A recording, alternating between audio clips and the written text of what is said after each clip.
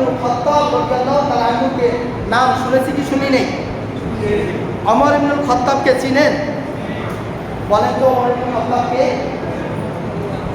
বলেন না কে? ইসলামের দ্বিতীয় খলিফা। ইসলামের আমরা দেখছেন ইসলামিক আসলে বাংলাদেশের মুসলমানদের ক্ষেত্রে যেটা বলা হয় সেটা হলো ধর্মীয় আবেগ অনেক বেশি, কিন্তু ধর্মীয় এলেনটা অনেক কম। মনে কষ্ট করে নেবেন না, মাপ চাই। আসলে কষ্ট দেওয়ার বাস্তবতা, আমাদের ধর্মের অনেক আবেগ আছে, আমরা অনেক ধর্ম উৎসব উদযাপন করি, অনেক অনেক সুন্দরভাবে নামাজ পড়তে চাই, কিন্তু যদি বলা হয় বাবা 14টা ওয়াজিব থেকে একটা ওয়াজিব পার গেলে নামাজ হবে না, 14টা ওয়াজিব কি বলে? নামাজের 13টা ফরজ আছে, এই 13টা ফরজ থেকে একটা ফরজ যদি ইচ্ছায় অনিচ্ছায় বাদ হয় নামাজ হবে না, কি বলে? কয়জনের ফরজ হবে? জিজ্ঞেস করবো না, মনে কষ্ট নেবেন না, বাস্তবতা বলতেছি যে ধর্মীয় আবেগ অনেক বেশি, বা ধর্মীয় নলেজ একেবারে ল্যাক অফ নলেজ যেটা বলা হয় একেবারেই কম। ওমর ফারুক রাদিয়াল্লাহু তাআলা হচ্ছেন ইসলামের দ্বিতীয় খলিফা। এছাড়াও তার আরো একটা পরিচয় আছে, কেউ বলতে পারেন কি পরিচয়? 4 জন খলিফা না? ইসলামের কয়জন খলিফা? কয়জন খলিফা? 4 জন খলিফা। একটা বিষয় কমন নলেজ, একেবারে জেনারেল মনে রাখবেন, 4 জন খলিফা। প্রথম 2 জন খলিফা রাসূলের শ্বশুর। প্রথম 2 জন খলিফা কি? রাসূলের, আর শেষের 2 জন খলিফা রাসূলের জামাতা। শেষের 2 জন কি? এই সামান্য এই জ্ঞানগুলো মনে রাখবেন। 2 জন কি? প্রথম 2 জন কি? শ্বশুর। শেষের 2 জন জামাতা। শেষের 2 জন জামাতা, রাসূল সাল্লাল্লাহু আলাইহি ওয়াসাল্লামের জামাতা। তাই ওমর ফারুক রাদিয়াল্লাহু তাআলা আনহু একদিন রাসূল সাল্লাল্লাহু আলাইহি ওয়াসাল্লামের হাত ধরে হাঁটতেছিলেন। কি ধরে হাঁটতেছিলেন? হাত ধরে রাস্তায়।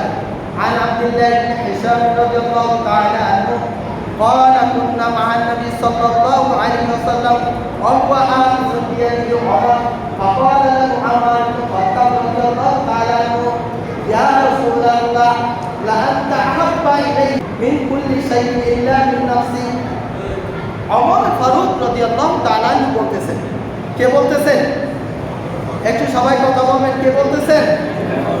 ওমর ফারুক রাদিয়াল্লাহু তাআলা আনহু যে ইয়া রাসূলুল্লাহ ইয়া হাবিবাল্লাহ লা আনতা আহাব্বা ইলাইয়া মিন কুল্লি শাইইন ইল্লা মিন নাফসি।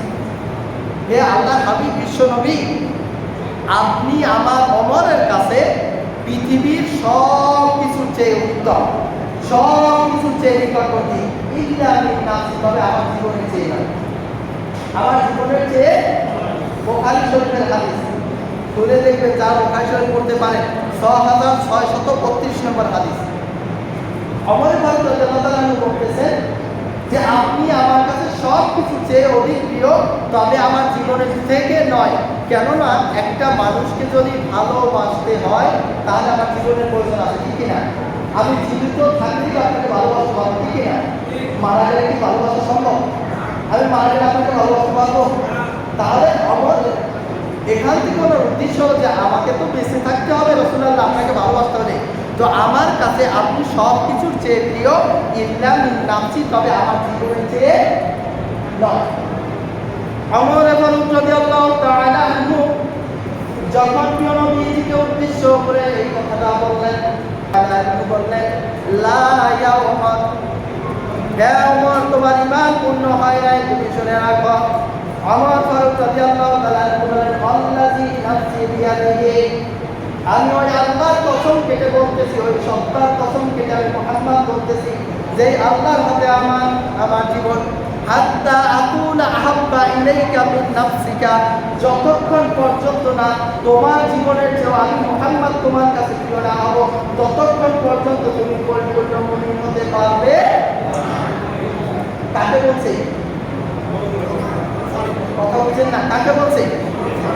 ওমর ফারুককে। কে বলছে? অথচ এই ওমর ফারুক রাদিয়াল্লাহু তাআলা আনহু সিদ্ধান্তের উপরে আল্লাহ রাব্বুল আলামিন কোরআন অনেক আয়াত নাযিল করেছেন। সুবহানাল্লাহ, বলবেন না সুবহানাল্লাহ। এই ওমর ফারুক রাদিয়াল্লাহু তাআলা আনহু রাসূলুল্লাহ সাল্লাল্লাহু আলাইহি ওয়াসাল্লাম মুনাফিক সর্দারের জানাজায় যাবেন। ওমর ফারুক রাদিয়াল্লাহু তাআলা রাসূলের পাশে তিনি করেছেন। আল্লাহ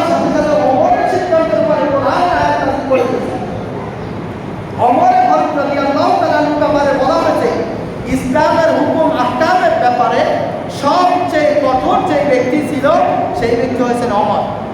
অমরের ব্যাপারে হাদিস রয়েছে, মসজিদের পাশে এক পাশে ঘুমিয়ে আছে অমর, এ পাশে একজন আওয়াম মানুষ নামাজ পড়তেছে, শয়তান ওখান থেকে বারবার উঠি দিচ্ছে, ওনাকে অস্বস্থতা দিতে আসবে, কিন্তু আসতে পারতেছে না, শুধু অমর ঘুমাতে এই জন্য।